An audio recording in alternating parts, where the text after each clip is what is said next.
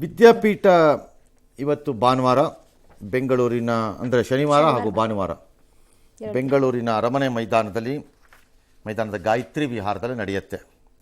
ಇದು 8ನೇ ಆವೃತ್ತಿ. ಬೆಳಿಗ್ಗೆ 9 ಗಂಟೆ ಸಂಜೆ 6 ಗಂಟೆ. ಈ ಸರಿ ಹೈಯೆಸ್ಟ್ ಸ್ಟಾಲ್ಸ್ ಅಲ್ಲಿ ನೀವಿಂದೆಂದೂ ನೋಡದ ಯಾರೇ ಮಾಡಿದ್ರಿ, ಯಾವ ಆರ್ಗನೈಸೇಷನ್ ಬೇಕಾದ್ರೂ ಮಾಡ್ಕೊಂಡಿರಲಿ ಇದನ್ನು, ಅದಕ್ಕಿಂತ ಚಂದ ಇರುವ, ಜಾಸ್ತಿ ಇರುವ, ಕ್ವಾಲಿಟಿ ಇರುವ, ಈ ನಂಬರ್ ಇಂಪಾರ್ಟೆಂಟ್ ಅಲ್ಲ, ಕ್ವಾಲಿಟಿ ಅಲ್ವಾ ಇಂಪಾರ್ಟೆಂಟ್ ಇರುವ ಮೇಳ ಇದು. 120ಕ್ಕೂ ಹೆಚ್ಚು ಕಾಲೇಜುಗಳು ಭಾಗಿಯಾಗ್ತಾ ಇವೆ. ಪೋಷಕರಿಗೆ ಎಲ್ಲರಿಗೂ ಇಲ್ಲಿ ಉಚಿತ ಪ್ರವೇಶ, ಅದು ಬೇರೆ, ಅದು ಗೊತ್ತಲ್ಲ. ಎಲ್ಲ ಮಾಹಿತಿ ಏನೇನು ಸಿಕ್ಕತ್ತೆ ನಿಮಗೆ ಗೊತ್ತಿದೆ ಅಲ್ಲಿ. ಇನ್ನು ಪ್ರತಿದಿನ ಬೆಳಗ್ಗೆ 9ರಿಂದ 10ವರೆವರೆಗೆ ನೋಂದಣಿ ಮಾಡಿಸ್ಕೊಳ್ಳೋ ಒಬ್ಬ ವಿದ್ಯಾರ್ಥಿಗೆ ಲಕ್ಕಿ ಡಿಪ್ ಮೂಲಕ ಅಲ್ಲಲ್ಲೇ ಒಂದು ಲ್ಯಾಪ್ಟಾಪ್ ಕೊಡ್ತಾರಂತೆ ನಮ್ಮವರು. ಫಸ್ಟ್ ಡೇ ಸರ್, ಶನಿವಾರ. ಆಮೇಲೆ ಅದೇನೋ 11 ಗಂಟೆಗೆ ಒಂದೊಂದು ಲಕ್ಕಿ ಡಿಪ್ ಮಾಡೋದು, ಅದೇನೋ ಸೈಕಲ್ ಕೊಡೋದು, ಇನ್ನೊಂದು ಕೊಡೋದು ಎಲ್ಲ ಕೊಡ್ತಾರಂತೆ. ಕೊಡೋದಿರಲಿ, ಆ ಕೊಡೋದ್ರ ಮೇಲೆ ಆಸೆ ಅಲ್ಲ, ಅಲ್ಲಿ ಆಸೆ ನಮ್ಗೆ ಇರಬೇಕಾಗಿರೋದು ಅಲ್ಲಿ ನಮಗೇನು ಜ್ಞಾನ ಸಿಕ್ಕತ್ತೆ ಅನ್ನೋದು. ಅದನ್ನು PUCನಲ್ಲಿ 90% ಅಂಕ ಪಡೆದ ಮಕ್ಕಳು ರಿಜಿಸ್ಟರ್ ಮಾಡಿದ್ರೆ ಅದೇನೋ ಸರ್ಪ್ರೈಸ್ ಗಿಫ್ಟ್ ಎಲ್ಲ ಕೊಡ್ತಾರಂತೆ. ಹೌದಾ? ಹಂಗೆಲ್ಲ ಮಾಡಿದಾರಾ? ಓಕೆ. ವಿವಿಧ ಕೋರ್ಸ್ಗಳಿದೆ ನೋಡಿ. ಎಲ್ಲ ಒಂದೇ ಥರ ಕೋರ್ಸ್ ಕಡೆಗೆ ಓಡಬೇಡಿ. ಎಲ್ಲ ಕಂಪ್ಯೂಟ್ರು.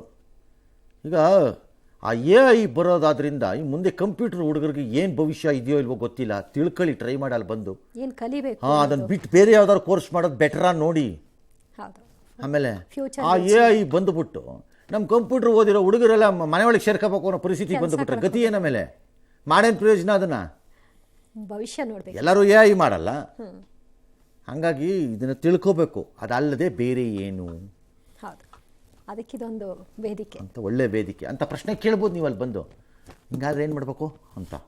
ಹೌದು, ಬರ್ರಿ ಎಲ್ಲರೂ ದಯವಿಟ್ಟು ಅಂತ ನಮ್ಮ ಮನವಿ ನಿಮಗೆ. ಶನಿವಾರ ಮತ್ತು ಭಾನುವಾರ ಇನಾಗ್ರೇಷನ್ ಟೈಮಲ್ಲಿ ನಾವು ಇರ್ತೀವಿ, ನಾನು ಇರ್ತೀನಿ. ನನಗೂ ಕುತೂಹಲ ಇದೆ, ಕೆಲವೆಲ್ಲ ಪ್ರಶ್ನೆಗಳಿದೆ, ಕೇಳ್ಕೋಬೇಕು. ಆಲ್ ರೈಟ್, ಇಲ್ಲಿಗೆ ಇವತ್ತು ಯಾರು ಏನೋ ಹೇಳ್ತಿದ್ದಾರೆ, ಏನು ಹೇಳ್ತಾರೆ.